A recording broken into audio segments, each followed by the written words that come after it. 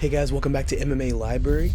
Today in MMA and UFC news, the news surrounding Cain Velasquez has taken a turn as it's recently been announced that he's been granted bail after being confined for 8 months. Damon Martin tweeted that Cain has been granted bail at $1 million pending trial and that he will have to wear GPS tracking. He must also comply with a protective order. In a recent interview, Sean O'Malley insists that Nate Diaz may not want to fight Jake Paul after the superb performance he put on against Anderson.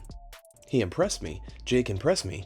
I thought the later the fight went on, I thought Anderson might kind of put it on him if it continued to go into the later rounds. But I think it just goes to show how good of shape Jake was in, how serious he took the fight camp, and how serious he takes the sport. He was throwing good combos on the inside, he was going to the body nice, he was doing a lot of things right, and I was very impressed with Jake. I always want to see the biggest fights. Jake Paul versus Nate Diaz is the biggest fight.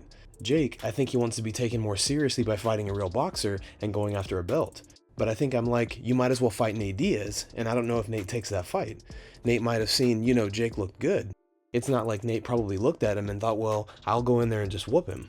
So that might be a fight that Nate doesn't even really take. I don't know if Jake beats Nate. What he showed versus Anderson, I would say that there's a very good chance. So I think it would be an epic fight. In a recent interview, Israel Adesanya reacts to the recent trolling video posted by Alex Pereira. The video contained a UFC 4 video game match in which Pereira beat Adesanya. Here's what Adesanya had to say. So does he only have one controller going and he's playing against some, I don't understand, because the other guy barely threw anything. Is he going against an AI? Nah, I think like it's another player. I think it's just like, when you give your little brother a controller that's not working or it's not even going, I think that's what he did there. Michael Bisping breaks down why he believes Dustin Poirier will defeat Michael Chandler this weekend at UFC 281.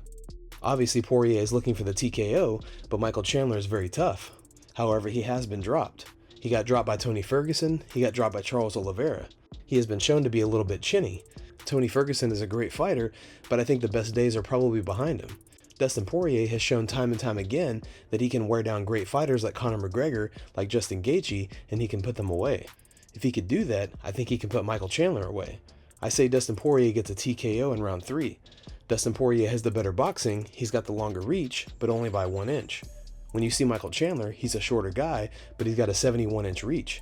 Dustin Poirier is 72, so not much of an advantage there. But I think he just puts together better combinations, very, very fluid footwork. He likes to switch stances, he likes to glide in and out. For Chandler, he's got to mix in takedowns. He's got to go from the boxing to the takedowns. Lots of level changes, lots of feints, lots of fakes. Use the hands, set up the level changes. What do you guys think about Bisping's comments? Do you think Poirier gets the knockout? Let us know your opinion in the comment section below. Khamzat Chimaev has recently released footage where he taps out his training partner. Never, Rafael, never! Aldrig, Rafael! Rafael! 1990. He didn't tap. He didn't tap. He got out of it. He got out of it. He got out of it. Get him, Rafael, get him! Get him, Rafael!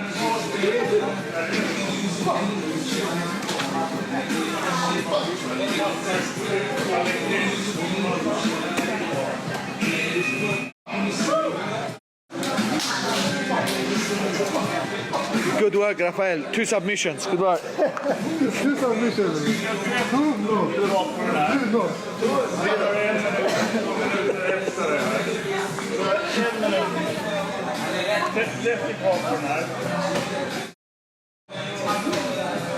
The lion.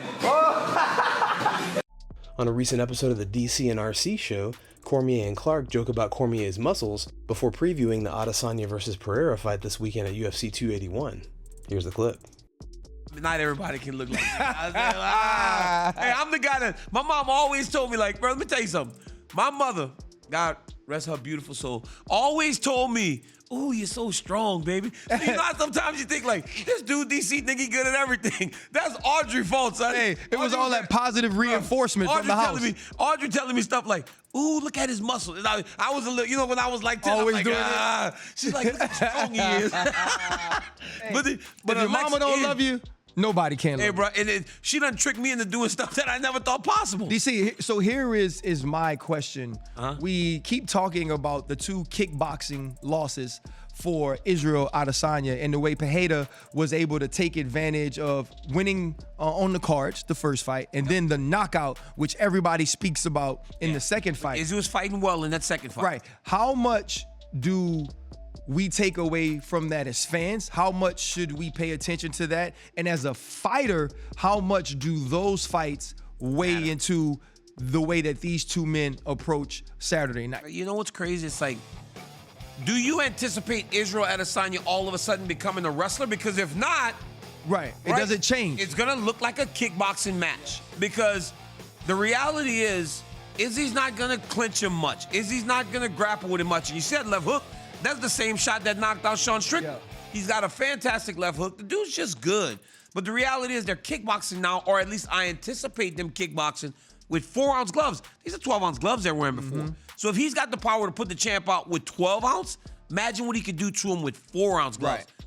While no recent news has been announced on who's going to be next in line for Islam Makhachev, Chael Sonnen now suggests that an Alexander Volkanovski fight may be booked. We get Volk in there with Islam, we face him off. This was real. Yes, that's the match that we're doing. Or are we? Well, who would know? Who is more likely to know what Volkanovski is doing next? Me or the #1 contender from the division? In this case would be Rodriguez, because that's what we're up against. I'm telling you that Volk is going to fight Islam next. I'm telling you not only because I've been led to believe that, but also I can't believe you would do anything different when you have a face-off, when you have an acceptance, when you've told the world the direction you're going. More specific to the date and the location of Perth, and you get all sorts of people excited. And it's not as though you have any kind of a hijinks or apprehension to make that match, because you almost made it. I have what you have, and that's pretty strong that they're going to fight. Why does Rodriguez not think so? Because Rodriguez would know, right? Rodriguez would at least hear rumor. Is Islam versus Volk not done? Moreover, is Islam versus Volk not happening? Has it been scratched? Is there something that we don't know about? Israel Adesanya compares himself to John Jones ahead of his fight against Alex Pereira this weekend. Here's what Izzy had to say. I was criticized because I'm the champ, I'm the great one. I'm the one that, and I've talked to everyone about this, even our boy George St. Pierre. We talked in depth about this kind of stuff, and it happened to him. It happened to Silva, even John Jones. It happened to him. In boxing, it's happened to a lot of greats. When you're just so great and you keep winning, people want to shake the snow globe a little bit.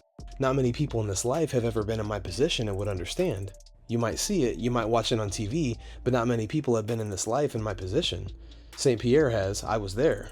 I was a fan when people were like, he's so boring, he just takes people down. I'm like, bro, this guy's messing people up. Same with Silva. I was there as a fan when people were talking about the tallest latest fight, UFC 97. I was like, did you see the first 3 rounds? Did you see the styles he used? Are you not watching? Yeah, last 2 rounds, maybe he coasted, but did you not enjoy the show? People who were there live should be blessed that they watched an artist like that perform live, but we're in the TikTok generation now. You know how it is. This is the generation we're in. I smoked this next guy. He's the greatest of all time. 2 weeks later, some other pay-per-view happens. So I never really attach myself to other people's opinions. Like I said, I'm human. I listen to them, but I don't hold on to them. I just hear them and I'm like, okay, cool. Guys, thanks so much for checking out the video. If you like the content we do here on this channel, don't forget to like and subscribe to MMA Library for all the latest MMA and UFC news. We'll see you in the next video.